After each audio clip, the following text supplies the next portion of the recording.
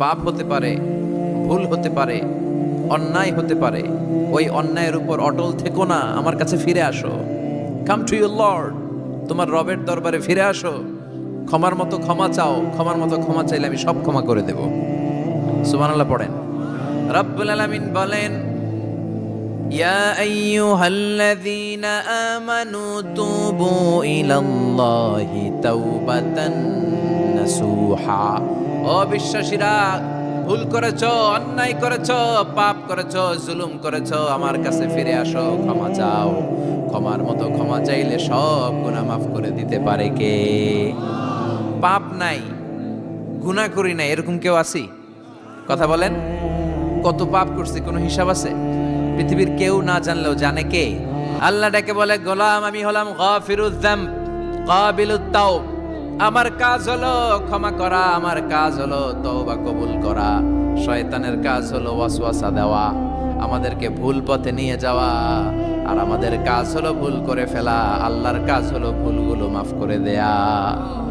আল্লাহ ডেকে বলে, গোলাম তোরা যদি ভুল না করতি, তোরা যদি পাপ না করতি, তোরা যদি অন্যায় না করতি, তোদেরকে ধ্বংস করে দিয়ে এমন একটা জাতি আমি এই দুনিয়ার বুকে তৈরি করতাম, যারা সকালবেলা ভুল করে দুপুরে মাফ চাইতো, দুপুরে ভুল করে রাত্রে মাফ চাইতো, আজকে ভুল করে আগামীকাল মাফ চাইতো। আর আমি আল্লাহ গুনাহগুলো তাদের সব ক্ষমা করে দিতাম। ক্ষমা করে দিতে আল্লাহর বড্ড ভালো লাগে। বান্দা আল্লাহর কাছে বারবার চাক, চোখের পানি ছাড়ুক, এটা আল্লাহ পছন্দ করে। চোখের পানির যে কত পাওয়ার আপনি কল্পনাই করতে পারবেন না। অনুশোচনার চোখের পানি চোখ বেয়ে নাকের ডগা পেয়ে জমিনে পড়ার আগেই আল্লাহ এই বান্দারে মাফ করে দেয়। বিশ্বনবী ডেকে বলে, ও আমার উম্মতেরা শোনো, আল্লাহর কাছে দুনিয়ার মানুষদের দুই ফোঁটা পানি সবচেয়ে প্রিয়। এক হলো জিহাদের ময়দানে রক্তের ফোঁটা, দুই হলো অনুতপ্ত বান্দার চোখের পানির ফোঁটা। কত ভুল আপনি করেছেন, কত অন্যায় আপনি করেছেন, কত পাপ আপনার হয়েছে, কত মিথ্যা আপনি বলেছেন, কয় ওয়াক্ত নামাজ ছেড়েছেন, কয় লাখ টাকা ঘুষ খেয়েছেন, কত যৌতুক আপনি খেয়েছেন, কত মিথ্যা আপনি বলেছেন। আপনার পাপ যত বড় হোক, যত বিশাল হোক, যত বেশি হোক, আল্লাহর দয়ার পরিসীমা তার চাইতেও বড়। আপনার পাপ, আপনার অন্যায়, আপনার জুলুমগুলো যদি হয় খালের পানির সমান, বিলের পানির সমান, আল্লাহর দয়া সাগরের পানির সমান। আপনার পাপ যদি হয় সাগরের পানির সমান, আল্লাহর দয়া মহাসাগরের পানির সমান। আপনার পাপ আর অন্যায় যদি হয় পাহাড়ের সমান, আল্লাহর দয়া আকাশের সমান। আপনার পাপ যদি হয় আকাশের সমান, আল্লাহর দয়া আরশের সমান। এজন্য আল্লাহ বললেন, ইয়া আইয়ুহাল্লাযীনা আমানু তুবু ইলাল্লাহি তাওবাতান নাসুহা। ও আমার গোলাম, তুই তোর নিজেরে যত বেশি ভালোবাসিস, তার চেয়েও আমি তোরে বেশি ভালোবাসি। তোর বাবা মা তোরে যত বেশি ভালোবাসে, তার চেয়েও আমাদেরকে বেশি ভালোবাসে কে? আল্লাহ বললেন, ভালোবাসারে তৈরি করার পরে আমি 100 টুকরা করলাম। চিল্লায় বলেন, কয় টুকরা? 99 টুকরা ভালোবাসা আমি আল্লাহ নিজের মধ্যে রেখে দিলাম। 1 টুকরা ভালোবাসা গোটা বিশ্বের সবার মধ্যে আমি ভাগ করে দিলাম। 1 টুকরা ভালোবাসা পেয়ে আমাদের অবস্থা দেখছেন? আল্লাহ যদি 1 টুকরা না দিয়ে আমাকে 30 টুকরা দিত, কথা কন। 1 টুকরা না দিয়ে 80 টুকরা দিলে কি হইতো? কথা কয় না, কথা কন। রাসূল আমার ভালোবাসা, রাসূল আমার আলো আশা, রাসূল আমার প্রেম বিরহের মূল আলোচনা, রাসূল আমার কাজে কর্মের অনুপ্রেরণা। ঠিক কিনা? আমার নবীর জন্য আমার ভালোবাসা আছে না নাই? আমার রবের জন্য আমার ভালোবাসা আছে না নাই? আমার মা বাবার জন্য ভালোবাসা আছে না নাই? সবার জন্য সবার ভালোবাসা আছে না নাই? আমগো দিবস লাগবো কেন? আজকেও তো আমগো ভালোবাসা দিবস, কথা কন। যদি এখন দিবস না, রজনী, আজকে তো আমাদের চান্দোলাতে ভালোবাসা রজনী, কথা কন। প্রতি মুহূর্তে আমাদের ভালোবাসা, এজন্য আমাদের ডেট পালন করা লাগে না। আমরা সব সময় সবারই ভালোবাসি। চিল্লায় বলেন ঠিক কিনা? এজন্য আল্লাহ ডেকে বললেন, গোলাম আমি যে তোদের কত ভালোবাসি তোর ধারণা নাই। চোখের পানি ছাড়, গুনার কথা স্মরণ কর, তওবা কর। তওবার মতো তওবা করলে সব গুনাহ মাফ করে দিতে পারে কে? বিশ্বনবী বলে, আমার কোনো গুনাহ নাই, তারপরেও প্রতিদিন 70 বারেরও বেশি আমি তওবা করি। আল্লাহে ইন্নী আস্তাগফিরুল্লাহ ওয়া আতুবু ইলাইহি আকসার মিন 70 মাররা। Could you imagine that? কল্পনা করছেন কোনদিন যে নবীর গুনাহ নাই, ওই নবী তওবা পড়ে প্রতিদিন 70 বার, আকসার 70 বারেরও বেশি। আমার পড়া দরকার কয়বার? আপনার পড়া দরকার কয়বার? বিশ্বনবী 70 বারের বেশি বলে আমাদের পড়া দরকার কয়বার? আর আমরা প্রতিদিন পড়ি কয়বার? কথা কন। আমাদের ভুল হবে, ভুল হতে সমস্যা নাই, ভুল হওয়াই মানুষের স্বভাব, কিন্তু ভুল হওয়ার পরে ভুলের উপর অটল থাকা যাবে না। শয়তান আর মানুষের মধ্যে এই মৌলিক পার্থক্য। শয়তান ভুল করে ভুলের উপরই আছে, ঠিক কি না? ক্ষমা চায় নাই, কিন্তু আমরা সকালে ভুল করলে দুপুরে মাপ চাই কার কাছে? 19 সালে ভুল করলে 20 সালে মাপ চাই কার কাছে? মৃত্যুর আগ পর্যন্ত আমরা ক্ষমা চাইলে ক্ষমা করে দিবে কে? সব সময় 24/7 তওবার দরজা খোলা, দুইটা সময় ছাড়া। ভালো করে মনে রাখবেন, মুখস্থ ঠোঁটস্থ যেন থাকে। দুইটার সময় তওবা কবুল হয় না, চিৎকার করে বলেন কয় সময়? এক হলো বাদাল গারগারা, গারগারানি যখন আসে, মালাকুল মাউত যখন চলে আসে, মালাকুল মাউতরে যখন দেখে ফেলবেন তখন তওবা কবুল হবে নাকি? কথা কন। ফেরাউনের নাম শুনছেন? ওরা যখন আল্লাহ লোহিত সাগরে ডুবাইয়া পানি খাওয়াইতে লাগলো, পানি খাইতে খাইতে পেটটা হয়েছে এত বড়, আর পানি খাইতে পারেন। এরপর হাত তুলে কয় আনা মিনাল মুসলিমিন। কোরআনের আয়াত, আনা মিনাল, হাত তুলে কয় আমি মুসলমান। ফেরাউন নাই বলে মুসলমান, আমরা যাবো কই? কথা কহ। ফেরাউন হাত তুলে কয় আনা মিনাল মুসলিমিন। আল্লাহ কয় টাইম ইজ আপ, দেরি করছস। অনেক সময় দিলাম, অনেক সুস্থ রেখেছি, ক্ষমতা দিয়েছি, দাপট দিয়েছি, তখন যদি ঘাটটা নত করে, মাথাটা নত করে একবার ক্ষমা চাইতি, ফেরাউন তোরেও ক্ষমা করে দিতাম। কিন্তু সময় শেষ হওয়ার পরে আমি মুসলমানদের অন্তর্ভুক্ত বললে কোনো লাভ হবে নাকি? আল্লাহ বলল সময় নাই, সময় শেষ। কারণ মুসা আলাইহিস সালামের চাচাতো ভাই অনেক দাওয়াত দিল, জাকাত দে। কারণকে জাকাত দিব না, এই সম্পদ আমি কামাইছি, আল্লাহ দেয় নাই। মুসা আলাইহিস সালাম বললেন তাহলে আযাবের অপেক্ষা কর।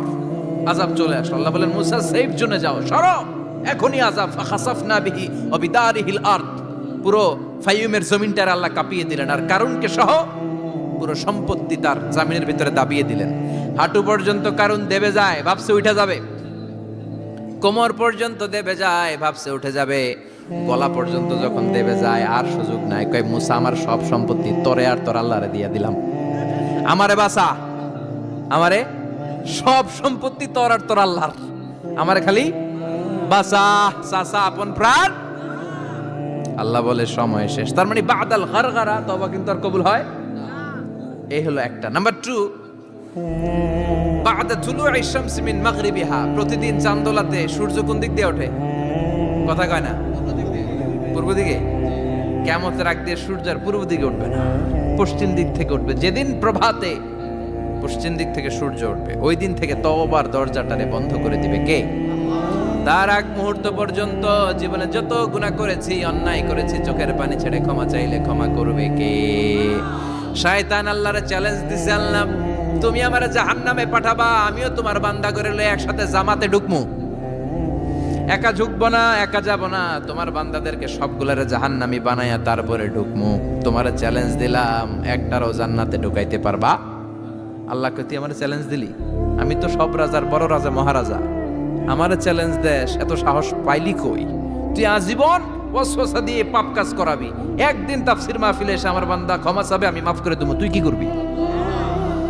আজীবন অন্যায় করবে, আজীবন পাপ করবে, জুলুম করবে, একদিন চোখের পানি ছেড়ে আমার কাছে কান্নার মতো কান্না করলে আমি সব গুনাহ মাফ করে দেব। এজন্য আল্লাহ বললেন ইয়া আইয়ুহাল্লাযীনা আমানু তুবু ইলাল্লাহি তাওবাতান নাসুহা। ভুল করেছো, তওবা করো, মাফ করবে কে? সাইয়েদনা আদম আলাইহিস সালাম ভুল করলেন, দুনিয়ায় এসে শত শত বছর কাঁদলেন, কিন্তু ক্ষমা হয় না। আল্লাহরে বললেন আল্লাহ কি করলে ক্ষমা পাবো বলো? ফাতালাক্কা আদামু মির রাব্বিহি কালিমাতিন ফাতাবা আলাইহি। আল্লাহ বললেন ও আদম তোমারে কিছু কালেমা শিখাইয়া দেই, এই কালেমাগুলো দিয়ে আমার কাছে দোয়া করো, ক্ষমা করে দেব। আল্লাহ শিখাইয়া দিলেন ও আদম 2 হাত তুলে চোখের পানি ছেড়ে আমার কাছে পড়ো, রব্বানা, পড়েন রব্বানা যালামনা আনফুসানা ওয়া ইল্লাম তাগফির লানা ওয়া তারহামনা লানাকুনান্না মিনাল খাসিরিন। এটা শিখাই দিয়েছিল আল্লাহ। আল্লাহ আমি জুলুম করেছি, অন্যায় করেছি, ভুল করেছি, পাপ করেছি, তুমি যদি ক্ষমা না করো ক্ষমা করার কেউ নাই, ঠিক কি না? আমরাও পাপ করলে এই দোয়াটা পড়ার দরকার আছে না নাই? 5টা শর্ত সাপেক্ষে আমাদের তওবা কবুল করবে কে? তওবা কবুল হওয়ার কিছু শর্ত আছে 5টা। কয়টা? চিৎকার মেরে বলতে হবে, তওবা কবুল হওয়ার শর্ত কয়টা?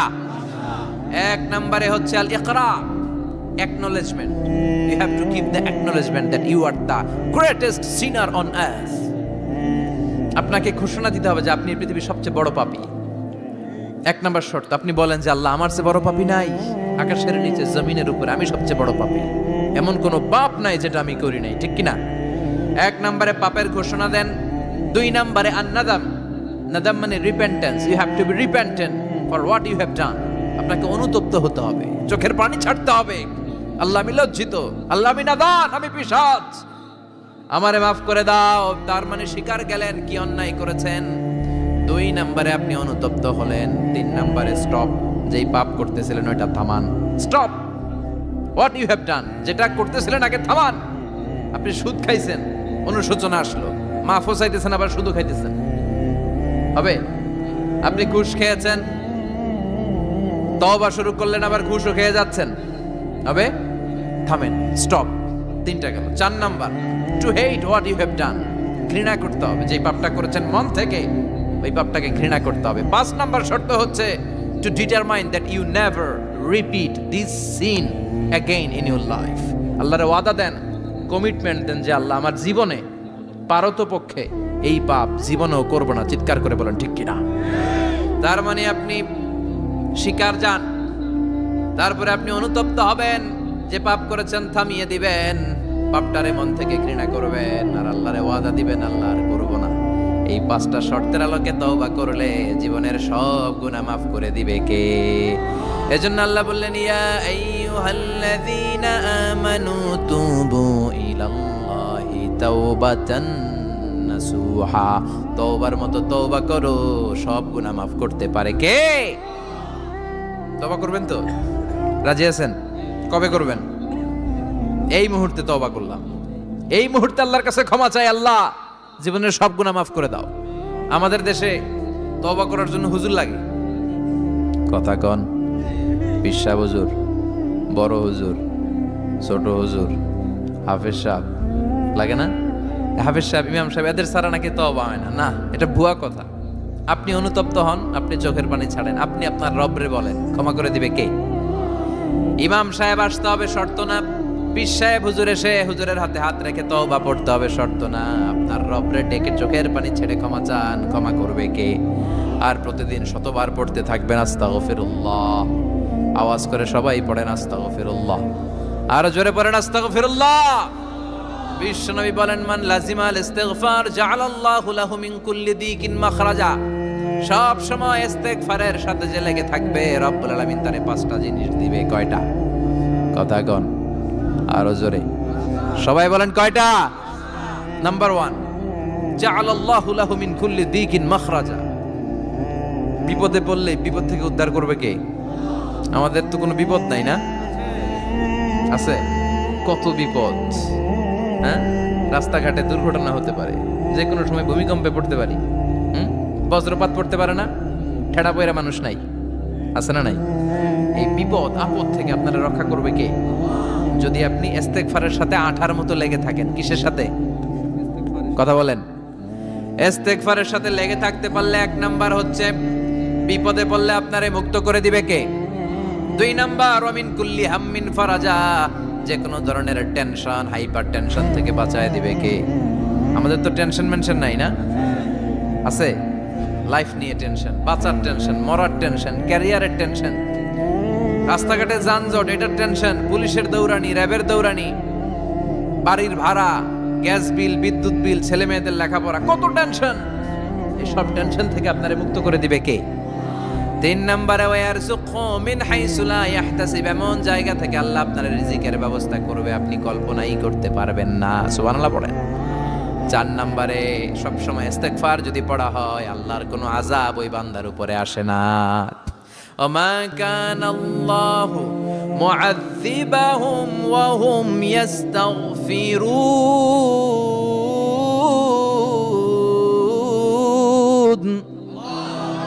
যতক্ষণ আমার বান্দা আমার কাছে ইস্তেগফার পড়তে থাকে আমার কোনো আযাব বান্দারে পাবে না। যতক্ষণ ইস্তেগফার পড়বেন আল্লাহর কোনো আযাব আপনার উপর আসবে না। 4টা গেল। 5 নাম্বার, বারবার ইস্তেগফার পড়লে রফিক ভাই আল্লাহ আপনারে মুস্তাজাবুদ দাওয়া বানিয়ে দোয়া করা মাত্র কবুল করে নেবে কে? মুস্তাজাবুদ দাওয়া বুঝেন তো? মানে যিনি হাত তুলতে দেরি কবুল হতে দেরি হয় না। বারবার বারবার ইস্তেগফার পড়ে দেখেন যে আপনার দোয়া কেমনে কবুল হয়। এজন্য আসল ঘর হচ্ছে কবরের ঘর। কিন্তু আমরা এই মরিচিকার পেছনে ছুটে বেড়াই। ধোকা, এটা একটা ধোকা। সবাই ব্যস্ত, সুপার বিজি, খুব ব্যস্ত। কি জন্য তুমি ব্যস্ত জানে না? মরিচিকা, কাসারাত, মরিচিকা, ধোকা, লালসা। বল তু'থিরুনাল হায়াতাদ দুনিয়া ওয়াল আখিরাতু খায়রু ওয়া আবকা। তোমরা দুনিয়ার জীবনকে প্রাধান্য দাও, কিন্তু আখিরাত হচ্ছে শ্রেষ্ঠ এবং স্থায়ী। কথাটা কার? এজন্য প্রতিযোগিতা যদি করতে হয় আখিরাত কামানোর প্রতিযোগিতা করব, ঠিক কি না? কিন্তু আমরা করি ক্ষমতা অর্জনের প্রতিযোগিতা, ক্ষমতার দাপট দেখানোর প্রতিযোগিতা, ক্ষমতার লড়াইয়ে টিকে থাকার প্রতিযোগিতা। সব আমার আমার, এই আমার আমার কথাটা খুব খারাপ। এখন থেকে আমার না বলে আমাদের বলবেন। কি বলবেন? আমাদের। তাহলে অহংকার একটু কমবে। মানুষের অহংকার থাকা উচিত না। হাল আতা আলাল ইনসানি হিনুম মিনাদ দাহর লাম ইয়াকুন শাইআম মাযকুরা। মানুষ কি তার সৃষ্টির দিকে একটু নজর করে তাকায় না? সে কি ছিল?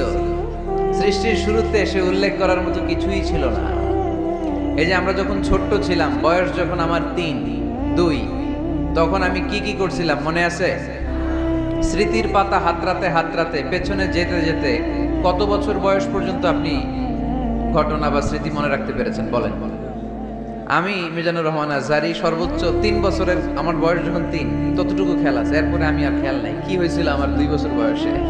আমার বয়স যখন 6 মাস, I don't know anything about it. কিচ্ছু জানি না। মায়ের পেটের ভেতরে 9 মাস নাকি ছিলাম শুনছি, কিন্তু কি হয়েছে আমি জানি না। আপনি যদি আপনার স্মৃতির পাতা হাতড়াতে হাতড়াতে পেছনে যান, কতটুকু মনে আছে আপনার? কত বছর বয়সে? হ্যাঁ, কয় বছর? 4 বা 5। এর আগের কথা আমরা জানি না। কিন্তু মায়ের পেটের ভেতরে আমার লালন পালন করলো কে? কত ক্ষুদ্র আমি, কত তুচ্ছ আমি, কত নগণ্য আমি। এক ফোঁটা নাপাক পানি থেকে আল্লাহ আমার তৈরি করলো। Sperm drop, blood clot, little flesh, কিচ্ছু ছিলাম না। জোকের মতো, ব্যাঙের বাচ্চার মতো ছোট্ট মায়ের জরায়ুর দেয়ালে লেপ্টে ছিল। সেখান থেকে আস্তে আস্তে আমারে বড় করলো কে? আমার ভেতরে রুহের ফুৎকার দিল কে? 2টা জিনিস আল্লাহ সেট করে দিল। রুহের ফুৎকার দিল আর 2 কাঁধে 2 ফেরেশতা দিল, ঠিক কিনা? আবার যখন চলে যাব রুহও উড়াল দিবে, ফেরেশতারাও চলে যাবে। 2 কাঁধে ছিল যে তোমারে 2 জনা পাহারা, তোমারে একলা থইয়া পলাইছে তাহারা। তোমার 8 কুঠুরি 9 দরজা বন্ধ, এবার হলো রে হলো মুখে আল্লাহ রসুল সবে বলো। দুয়ারে আইসাছে পালকি নায়রি গাও তোলো রে তোলো, মুখে আল্লাহ রসুল সবে বলো, ঠিক কিনা? সময় যখন শেষ উড়াল দেবে রুহটা। 2 কাঁধের ফেরেশতা আপনারা রেখে চলে যাবে। তাহলে গর্ব করার মতো, অহংকার করার মতো এই দুনিয়ায় আমার কিছু আছে? ওয়াখুলিকাল ইনসানু দাঈফা। কেন এই মেসেজগুলো আমরা মনে রাখি না? আমরা তো দুর্বল। আমরা কি সবাই বলেন? পিছনের ওনারা অনেক সবল, এজন্য দুর্বল বলতে লজ্জা পাচ্ছে। আমরা কি শুধু কি দুর্বল? দুর্বলের ঘরের দুর্বল। আমি দুর্বল, আমার বাবা দুর্বল, আমার দাদা দুর্বল, আমার 14 গোষ্ঠী দুর্বল। এজন্য আমরা দুর্বলের ঘরের। এই মাহফিলের পেছন থেকে কেউ যদি বলে হুজুর সাপ, কি বলছে? আসলে সাপ নাই, খালি কইছে সাপ। এরপরে মুজাহিদদেরকে আর খুঁজে পাওয়া যাবে না, সব দৌড়। সাপ বাদ দেন, বাবা ব্যাং চেনেন না? নারায়ণগঞ্জে নাই না? বাবা ব্যাং কি করে? লাফায় না? সাপ না, সাপ তো অনেক ভয়ঙ্কর। বাবা ব্যাং, 2টা বাবা ব্যাং এদিকে, 2টা এদিকে, আর বাকি 2টা এদিকে। 6টা বাবা ব্যাং যদি ছেড়ে দেয় কি হবে? ব্যাং লাফাবেন, আপনি লাফাবেন? ব্যাং আর কি লাফ দিবে, তার চেয়ে বড় লাফ দিবেন আপনি, ঠিক কিনা? তো এই তো আমাদের ক্ষমতা। ভূমিকম্প আসলে শব্দ, বাড়ির মালিক। ভূমিকম্প আসলে নারায়ণগঞ্জের শুধু ভাড়াটিয়ারা বাড়ি থইয়া দেয় দৌড়, বাড়িওয়ালারা দৌড়ায় না। হ্যাঁ, বাড়ির মালিক তো উনিও দৌড়ায়, ভাড়াটিয়াও দৌড়, বাড়িওয়ালাও দৌড়, সরকারও দৌড়, জনগণও দৌড়। চিল্লায় বলো ঠিক কিনা? খুলিকাল ইনসানু দাঈফা, দুর্বল আমরা, দুর্বলের ঘরের দুর্বল। এজন্য আমরা যেন অহংকার প্রদর্শন না করি। অহংকার আল্লাহর চাদর, আল্লাহর চাদর ধরে যেন আমরা না টানি। আমরা যেন বিনয়ী হই, মুতাওয়াদি। কানা রাসূলুল্লাহ সাল্লাল্লাহু আলাইহি ওয়াসাল্লাম মুতাওয়াদিআন জিদ্দান, অত্যন্ত বিনয়ী ছিলেন আল্লাহ রাসূল সাল্লাল্লাহু আলাইহি ওয়াসাল্লাম। কখনো অহংকার দেখাতেন না, কখনো অহংকার প্রদর্শন করতেন না। অহংকার করা হচ্ছে শয়তানের খাসলাত, ঠিক কিনা? খালাকতানি মিন নার ওয়া খালাকতাহু মিন তিন। সে লজিক খাটাইছে আল্লাহর সাথে। আল্লাহর সাথে লজিক খাটানো যাবে? আল্লাহ বললেন সেজদা দাও, আদমকে সেজদা দাও, সব ফেরেশতারা সেজদা দিল। শয়তান যুক্তি খাটালো, খালাকতানি মিন নার, আল্লাহ তুমি আমাকে তৈরি করেছো আগুন থেকে, ওয়া খালাকতাহু মিন তিন, আদমকে তৈরি করেছো মাটি থেকে। মাটির বৈশিষ্ট্য রেখে দিলে নিচে টপাস করে পড়ে, আর আগুন জ্বালিয়ে দিলে উপরে দাউ দাউ করে উপরে উঠে যায়। তো যেটা ঊর্ধ্বগামী এটা নিম্নগামীকে কখনো সেজদা করতে পারে না। এই লজিক খাটাই আসে শেষ, ওর দুনিয়াও শেষ, আখিরাতও শেষ। আল্লাহর আদেশের ক্ষেত্রে কোনো লজিক নাই। সামি'না ওয়া আতা'না, শুনলাম মানলাম। আল্লাহ আদেশ করেছে, এই আদেশের উপরই থাকতে হবে। বরকত আছে না নাই?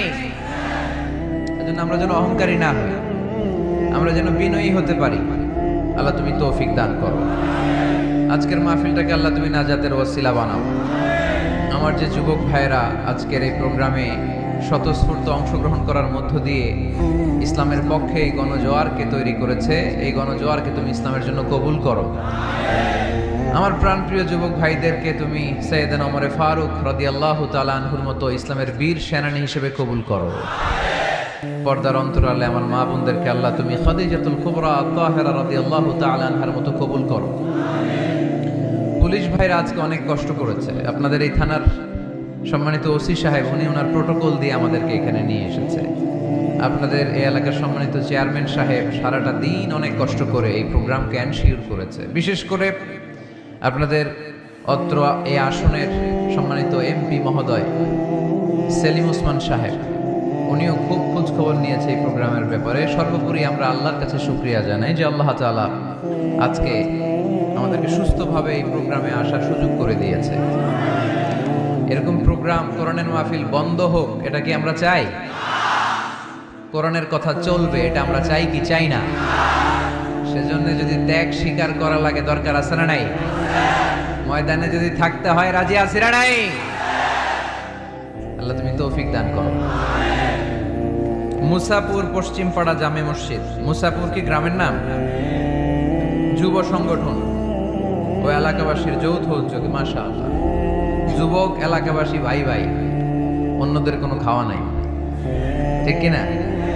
এরকম আন্তরিক সংঘ গড়ে তুলতে হবে এলাকায়। যুবকরা হচ্ছে আগামীর বাংলাদেশ, তোমাকেই খুঁজছে বাংলাদেশ।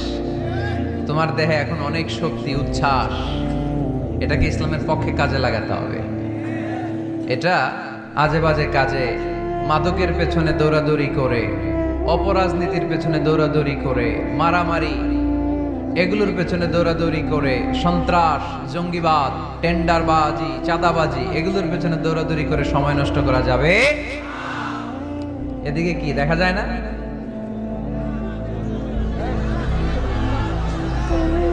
স্টেজের এই পাশে যারা আছেন একটু চাপেন, সামান্য চাপলেই ওনারা দেখতে চায়, দেখতে চায়। বাস বাস বাস, একটু চাপতে হবে বোধহয় আপনাদের। মাশাআল্লাহ মাশাআল্লাহ, বসো বসো বসো, ঠিক আছে। নারায়ণগঞ্জের ছেলেরা অনেক ভদ্র। অন্যান্য জেলায় আমার আধা ঘন্টা লাগে থামাইতে, এই দিকে দেখে না, ওইদিকে মানুষের স্রোত, ধাক্কা ধাক্কি, এইদিকে জায়গা হয় না, বিশাল প্যান্ডেল, 1 লক্ষ লোক বসতে পারে, জায়গা করছে, এরপরও জায়গা হয় না। সর্বোচ্চ চেষ্টা করেছে কমিটি, আমি জানি তাদের সর্বোচ্চটা দিয়ে চেষ্টা করেছে। আসার পরে তারা আবেগ আপ্লুত হয়ে গিয়েছে। খায় নাই নাকি, সারাদিন খায় নাই, অনেক কষ্ট করেছে আমি জানি। এই জন্য আপনারা সহযোগিতা করবেন। নারায়ণগঞ্জের ছেলেরা অনেক ভদ্র। গতকাল আমার এলাকায় মাতো এলেই আমি ঠিক করতে পারি নাই, আধা ঘন্টা সময় নিছে। এদিকে কয় হুজুর দেখি না, আপনি আসেন। ওদিকে গেছি, কয় এদিকেও আসতে হবে। ওরা এদিকে যে এদের সাথে দেখা করলাম, সব শেষে আধা ঘন্টা 35 মিনিট পরে এরা ঠান্ডা হয়েছে। তারপরে লোকের ধাক্কা থাকি। এই গণজোয়ার এগুলো কোরআনের বিজয়ের একটা সাক্ষী, বিজয়ের একটা সাইন, ঠিক কিনা? এই বিজয়কে কি কেউ ঠেকায় রাখতে পারবে? দুনিয়ার কোনো লাভের জন্য আমরা আসছি? একজনকে খুশি করার জন্য এসেছি, তিনি কে? এই বিজয়ের জন্য যদি সর্বোচ্চ স্যাক্রিফাইসের নাজরানা পেশ করতে হয়, আমরা রাজি আছি না নাই? কারা কারা রাজি? দুহাত উঁচু করে আল্লাহর দেখায়।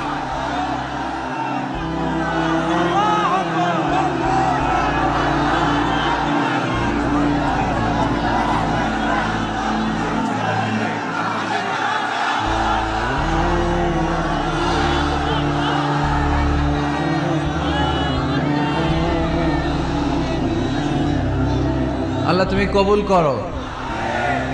এই যে যুবক ছেলেগুলো খেলার মাঠে যায় না, এখন আড্ডাবাজিতে যায় না, টেন্ডারবাজিতে যায় না, চাঁদাবাজিতে যায় না, উল্টাপাল্টা কোনো কাজে যায় না। এরা যাত্রা পালায় এখন আর যায় না, এরা গানের কনসার্টে যায় না, এরা কোরআনের প্রেমে পাগল হয়ে এসেছে, ঠিক কিনা?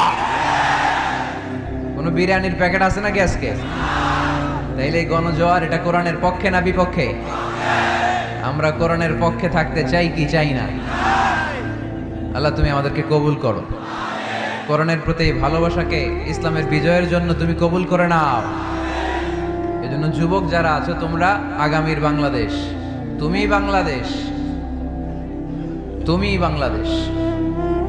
10 বছর 20 বছর এমন ভাবে আমরা বাংলাদেশের জন্য কাজ করব যাতে গোটা বিশ্ব বাংলাদেশের নাম শুনলে এটা একটা সমৃদ্ধ দেশ, সুখী দেশ, একটা মডেল কান্ট্রি, এই হিসেবে যেন বাংলাদেশকে এক্সাম্পল দিতে পারে, ঠিক কিনা? সেজন্য তোমাদেরকে কাজ করতে হবে খুব বেশি। অলসতা করা যাবে? কাজে কোনো লজ্জা নেই, লজ্জা হচ্ছে অলসতায়। Never underestimate any job. কোনো চাকরি, কোনো ব্যবসাকে ছোট চোখে দেখবে না, whether it small or big. ছোট চাকরি হোক, ছোট ব্যবসা হোক, আমরা করব। আমরা স্বাবলম্বী হতে চাই, নিজের পায়ে দাঁড়াতে চাই, আমরা আত্মমর্যাদা সম্পন্ন মুসলিম হতে চাই, ঠিক কিনা? কেইছে এখানে লোকজন অনেক বেশি হয়ে গেছে, দাঁড়ানোর জায়গা নাই। প্রতি রাতের ঘটনা। প্রিয় ভাইয়েরা, কি হয়েছে? কি হয়েছে? প্রজেক্টর আছে, প্রজেক্টর আছে। এই সাউন্ড বক্স এখন নামাইতে গেলে অনেক সময় লাগবে। একটু দেখো, একটু দেখো। ক্যামেরাওয়ালা ভাইদের প্রতি একটু এহসান করো। এখানে যদি 1 লক্ষ লোক হয়, কালকে 20 লক্ষ লোক এই কথাগুলো শুনবে। এই নারায়ণগঞ্জের যুবক ভাইদের উসিলায় কোটি মানুষ কোরআনের পথে আসুক, আমরা চাই কি চাই না? আমরা কোরআনের জন্য সব করতে পারি, সব বিলিয়ে দিতে পারি। আজকের এই 1 ঘন্টার কষ্ট আমাদের কাছে কোনো কষ্টই না, তাই না? মাশাআল্লাহ, মাশাআল্লাহ, এই তো চমৎকার। বেশি নাড়াচাড়া করো না, বেশি নাড়াচাড়া করা যাবে না। আস্তে করে রেখে চুপ করে বসে যাও, চুপ করে বসে যাও। এই তো ছেলেপেলেরা অনেক ভদ্র, ঠিক আছে, আওয়াজ হবে না। জায়গা না পেলে দাঁড়িয়ে শোনো। বলছিলাম যুবকরা হচ্ছে আগামীর বাংলাদেশ। কাজকে ছোট করা যাবে না। যে কোনো কাজ পেলেই করা শুরু করতে হবে। নতুন চাকরি পেলে, নতুন ব্যবসা পেলে এরপরে ধরবা, কিন্তু বাবুগিরি দেখিয়ে অলসতা করে বসে থাকা যাবে? কাজ ছোট হোক বা বড় হোক, বরকত দেয় কে? সুন্দরভাবে করলে প্রত্যেকটা কাজে বরকত আছে না নাই? যে কোনো কাজ করো না ভাই, যে কোনো কাজ করো, তা যেন হয় সবার চেয়ে সবচেয়ে সুন্দর। যে কোনো কাজ করো না ভাই, যে কোনো কাজ করো, তা যেন হয় সবার চেয়ে সবচেয়ে সুন্দর। হোক না সেটা পড়া লেখা, রঙের ভাষায় ছবি আঁকা, হোক না সেটা পড়া লেখা। রঙের ভাষায় ছবি আঁকা, হোক না সেটা সামান্য কাজ কিংবা মহত্তর, তা যেন হয় সবার চেয়ে সবচেয়ে সুন্দর। যে কোনো কাজ করো না ভাই, যে কোনো কাজ করো, তা যেন হয় সবার চেয়ে সবচেয়ে সুন্দর। ঠিক কিনা? যেটাই করি না কেন কাজ যেন সুন্দর হয়, কাজটা যেন এক্সাম্পল স্থাপন করার মতো হয়। তাহলে ওই কাজে বরকত দিবে কে? মাইক অপারেটর কে? আরেকটু স্ট্রং করতে হবে, আরেকটু স্ট্রং করো। ঠিক আছে, আমি বলছি, আল্লাহ রাসূল সাল্লাল্লাহু আলাইহি ওয়াসাল্লাম যখন তোমাদের মতো যুবক, তিনি কি অলস ছিলেন? মা বাআসাল্লাহু নাবিয়ান ইল্লা রাআল গানাম। এই পৃথিবীতে এমন কোন নবী ছিল না যে নবীরা ছাগল চড়ায় নাই। সুবহানাল্লাহ বলবা না? ছাগল চড়িয়েছেন আমার প্রিয় নবী মুহাম্মদ সাল্লাল্লাহু আলাইহি ওয়াসাল্লাম। মরুভূমিতে তিনি ছাগল চড়াতেন অল্প কিছু পারিশ্রমিকের বিনিময়ে। সাহাবারা বললেন, ইয়া রাসূলুল্লাহ, সব নবী ছাগল চড়িয়েছে বুঝলাম, আপনিও? আল্লাহ রাসূল বললেন, হ্যাঁ আমিও কুনতু আরআহা আলা কারারিতি আহলি মক্কা। মক্কাবাসীদের দেয়া অল্প কিছু পারিশ্রমিকের বিনিময়ে মক্কা শহরে আমি নিজেও ছাগল চড়িয়েছি। কাজকে ডিফারেন্সিয়েট করে নাই, ছোট বড় না, কাজ যেটা পাও করতে হবে। কাজ করে খাওয়ার মধ্যে কোনো লজ্জা নেই, আছে শুধু সম্মান। ঠিক কিনা? সাউন্ড তো আরো খারাপ হয়ে গেল মনে হয়। এরকম কেন? একটা স্ট্রং এবং clean, strong and clean sound দাও। আসো আসো, ঠিক করো। তো এই জন্য যুবক যারা আছো, তোমরা আগামীর বাংলাদেশ। আল্লাহ রাসূল সাল্লাল্লাহু আলাইহি ওয়াসাল্লাম যুবক বয়সে একটা সংগঠন করেছিলেন, নাম হচ্ছে কি নাম? আরবিতে এটাকে বলে হালাফুল ফুদুল। হালাফ মানে শপথ, ফুদুল মানে ভালো কাজ, ভালো কাজের শপথ। আমরা কি পারি না অলিতে গলিতে এরকম হিলফুল ফুজুলের মতো ইসলামী ক্লাব গড়ে তোলা? পারবো না আমরা? এগুলোর উদ্যোগে আজকে যেরকম যুব সংগঠন ও এলাকাবাসীর যৌথ উদ্যোগে প্রোগ্রাম, এরকম সুন্দর সুন্দর প্রোগ্রাম করতে হবে। শুধু আউটডোর না, এখন থেকে ইনডোর প্রোগ্রাম করার দরকার আছে না নাই? আমাদের দেশে কমিউনিটি সেন্টারে শুধু বিয়ে আর সুন্নতে খাতনা, গোটা বিশ্বে কমিউনিটি সেন্টারগুলোতে কমিউনিটি বড় বড় প্রোগ্রাম করার জন্য তারা অ্যারেঞ্জ করে।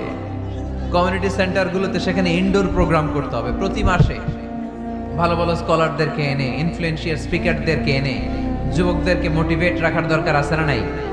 কারণ যুবকরাই আগামীর বাংলাদেশ। আল্লাহ রাসূল সাল্লাল্লাহু আলাইহি ওয়াসাল্লাম প্রতিজ্ঞা করালেন যে এই হিলফুল ফুজুলের শপথ হচ্ছে, মক্কায় চাঁদাবাজি টেন্ডারবাজি চলবে না, দুর্বলের উপর সবলের কোনো অত্যাচার চলবে না। তো এরকম হিলফুল ফুজুল থাকার দরকার আছে না নাই? আল্লাহ এই যুব সংগঠনকে তুমি কবুল করো, এলাকাবাসীকেও তুমি কবুল করো। মিনার বাড়ি বন্দর, নারায়ণগঞ্জ, মুসাপুর রাস্তার পাশে 2 দিন ব্যাপী তাফসীরুল কোরআনের প্রোগ্রামের আজকে দ্বিতীয় রজনী। প্রথম দিন কথা বলেছিলেন হযরত মাওলানা সাদিকুর রহমান আল আজহারী। আল আজহার ইউনিভার্সিটিতে আমরা একসাথে পড়াশোনা করেছি। আমার ছোট ভাই সুন্দর কথা বলে, কোরআন থেকে বলে। আল্লাহ তাআলা সাদিকুর রহমান আল আজহারীর জ্ঞানকে তুমি আরো বাড়িয়ে দাও। আজকের রজনীতে আমাকে রেখেছেন আপনার আলোচক। আমার আগে কথা বলেছে very energetic, hard working, enthusiastic যুবকদের আইকন শায়েখ সিফাত হাসান। সে আমারেও মাঝে মাঝে বসায় ওয়াজ করে, সুন্দর সুন্দর কথা শোনায় সে আমাকে, আমিও মন্ত্রমুগ্ধ হয়ে শুনি। যুবকরা যেখানেই আছে ওখানে এনার্জি আছে না নাই? যুবকদের থেকে কথা শুনতে হবে, কারণ যুবকদের মধ্যে আছে অনেক শক্তি। এই শক্তিকে আমরা পজিটিভ ওয়েতে দিন কষ্ট করছে, এখনো যোগাযোগ মেনটেন করে যাচ্ছে। এরকম নেতা আমাদের থানাগুলোতে থাকুক, আমরা চাই কি চাই না? যারা কোরআনের মাহফিল বন্ধ করে না, অ্যারেঞ্জ করে দেয়, আয়োজন করে দেয়, সারাদিন গাদার মতো খাটুনি খেটে কোরআনের মাহফিলে রাত্রেবেলা নিজে উপস্থিত থেকে সার্থক করে দেয়। আমরা এই ধরনের নেতাদেরকে চাই যারা সবসময় কোরআনের পক্ষে থাকবে, ঠিক কিনা? আল্লাহ পাক অত্র এলাকার চেয়ারম্যান মহোদয়কে তুমি কোরআনের জন্য কবুল করো। আরো অনেক বিশেষ অতিথি এই প্রোগ্রামে উপস্থিত হয়েছেন। সম্মানিত অনেক অতিথিবৃন্দদের নাম এখানে আছে যারা এই প্রোগ্রামের জন্য কষ্ট করেছে। আমরা সবার জন্য দোয়া করি, আল্লাহ তুমি সবাইকে কবুল করো। আসুন আমরা আর সময় নষ্ট না করে সরাসরি মহাবিশ্বের মহাবিশ্বয় মহাগ্রন্থ আল কোরআনুল কারীম থেকে কথা শুনি। আমি আমার খুতবার শুরুতে আপনাদের খেদমতে সূরাতু আল মুমিনুনের প্রথম আয়াত তেলাওয়াত করেছি। এই সূরায় আল্লাহ তাআলা মুমিনদের 7টি গুণের কথা বলেছেন, যে গুণগুলো একজন মুমিন হিসেবে আমাদের জীবনে থাকা দরকার আছে। এই 7টি গুণ আজকে আমরা জেনে যাব মানার উদ্দেশ্যে, ঠিক কি না?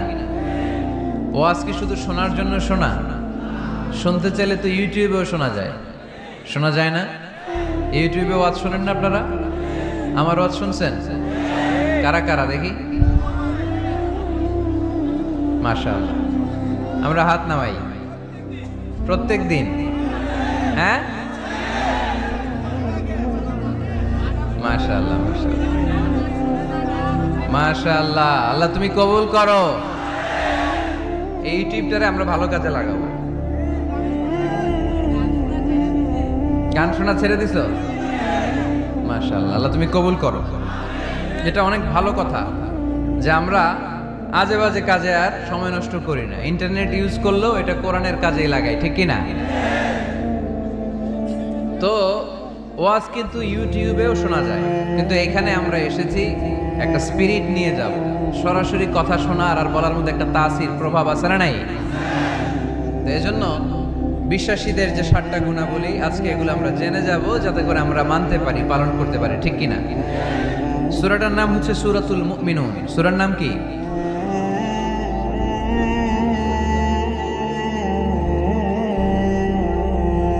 সূরাতুল মুমিনুন।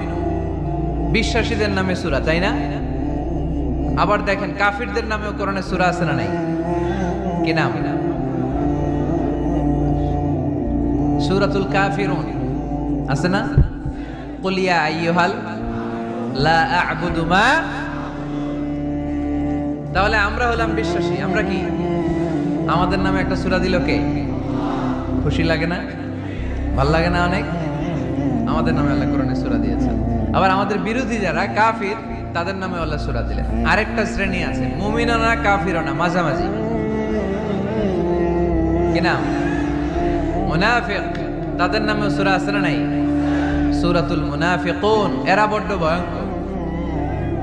মুনাফিকের চেয়ে কাফের ভালো, মুনাফিকের চেয়ে হিন্দু ভালো, মুনাফিকের চেয়ে খ্রিস্টান ভালো। কারণ কেউ যদি কাফের হয়, আমরা জানি ও কাফের, ও ইসলামের শত্রু, এটা জানি, ওর ব্যাপারে সচেতন। কিন্তু মুনাফিক, সে বলে মুসলিম কিন্তু ভিতরে ভিতরে মুনাফিক। ঝামেলা আছে না নাই? ভিতরে এক বাইরে আরেক, তার নাম মুনাফিক। ভিতরে এক বাইরে আরেক, তার নাম ডবল স্ট্যান্ডার্ড মেনটেন করে। দুমুখ সাপ, এদিকেও আছে ওদিকেও আছে, এদিকেও যায় ওদিকেও যায়, এদিকেও নাই ওদিকেও নাই, নেহি এদার নেহি ওদার, দারমিয়ান মে সাদার বাদার। আছে না? উপর দিয়ে ফিটফাট, ভিতর দিয়ে সদরঘাট।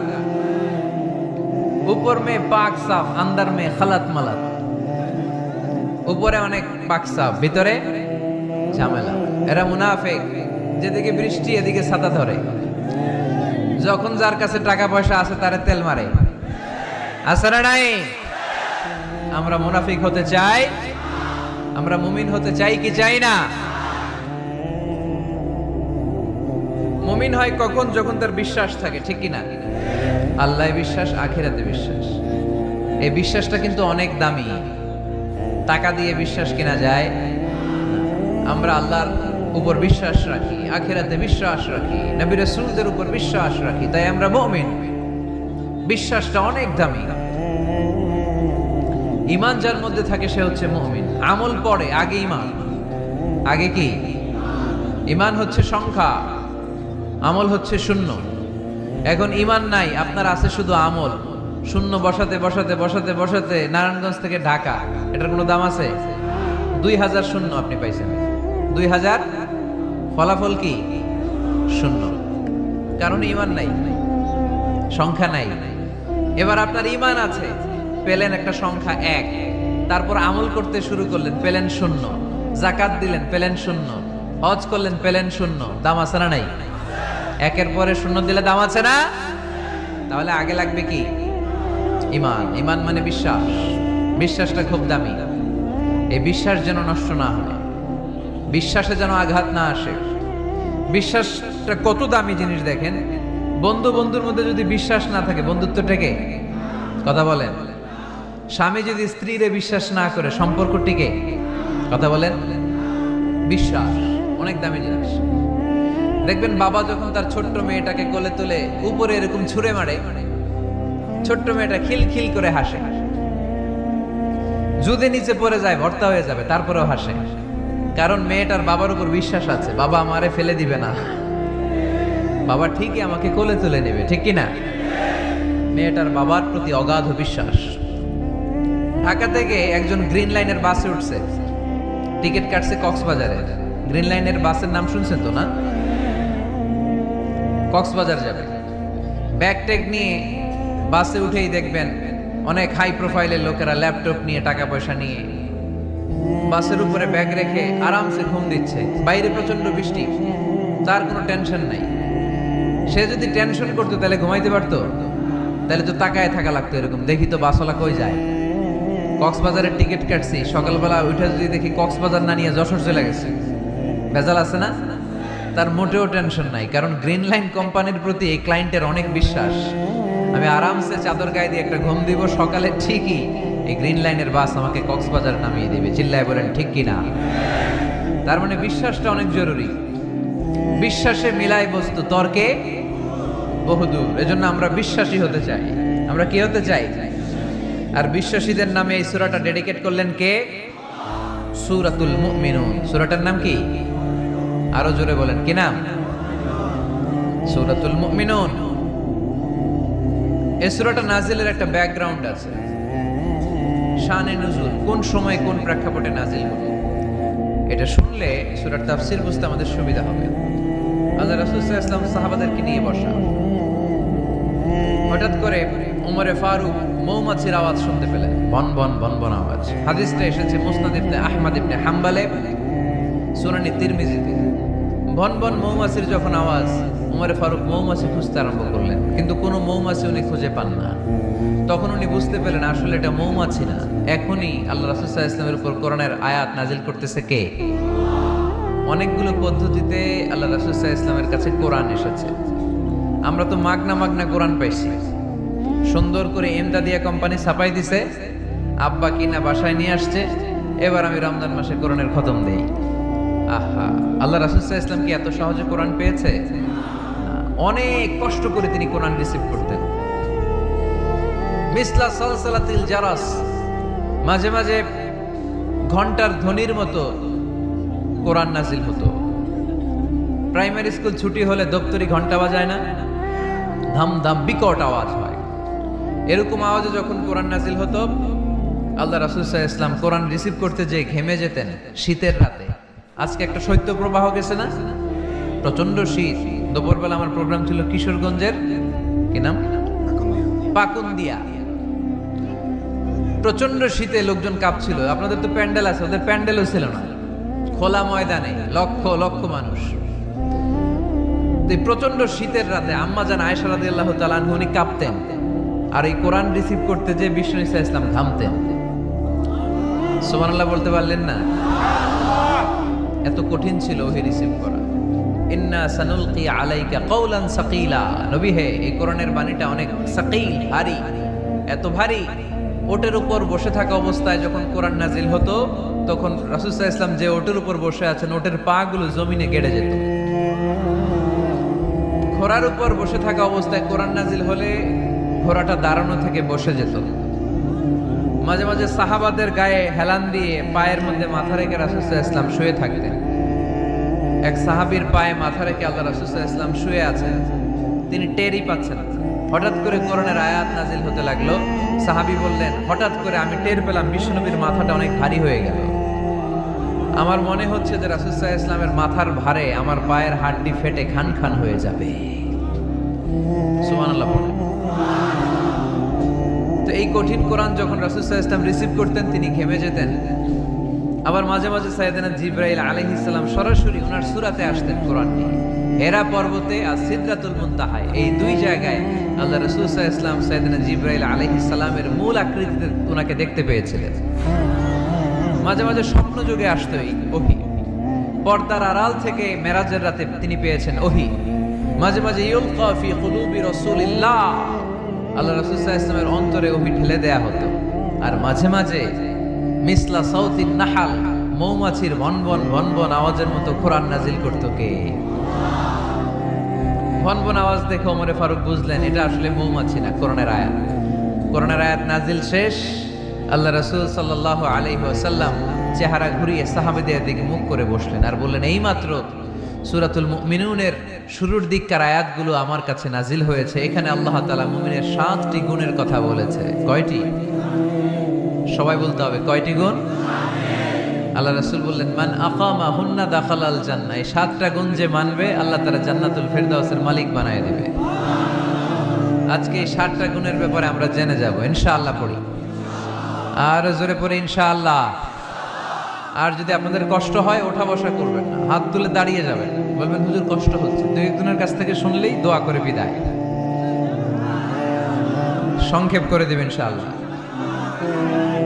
মাইকের সাউন্ডে আমি প্রাণ পাচ্ছি না।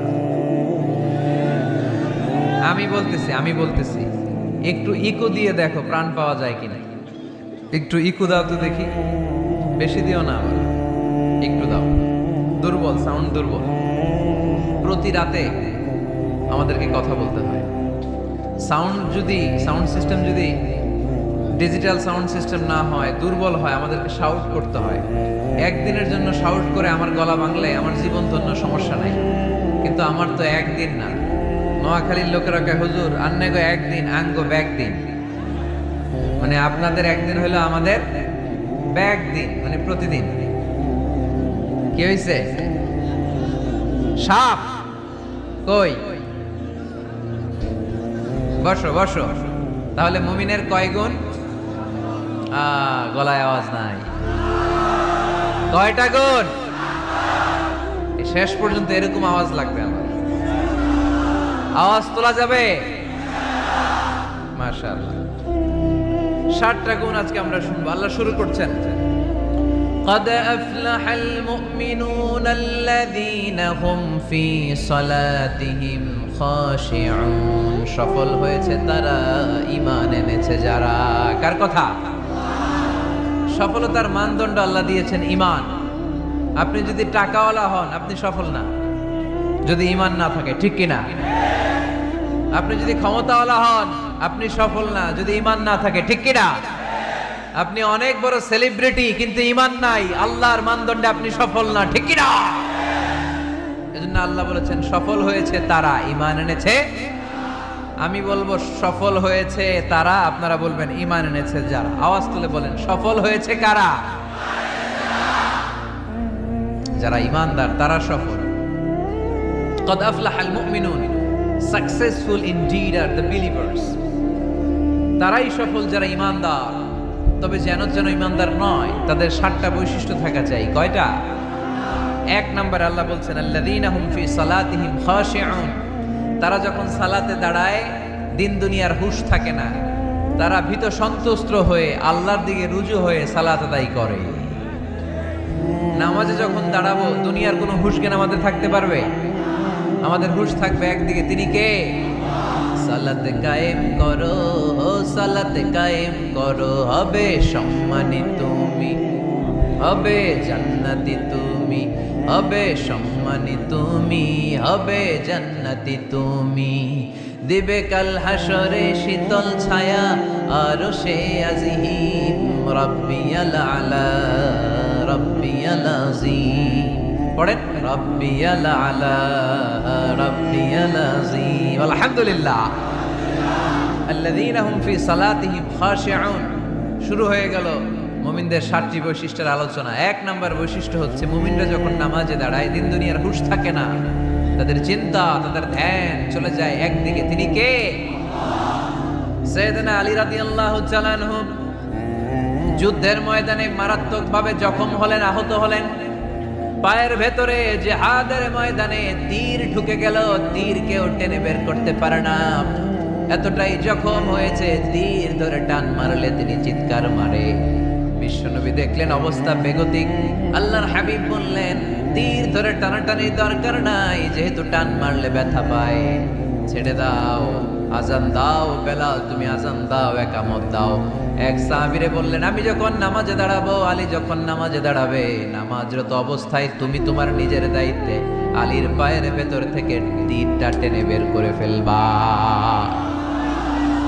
আজান দেয়া হলো, একামত হলো, বিষ্ণু ঈসা ইসলাম নামাজ পড়তে শুরু করলেন। সাইয়েদনা আলী রাদিয়াল্লাহু তাআলা আনহু নামাজে দাঁড়ালেন।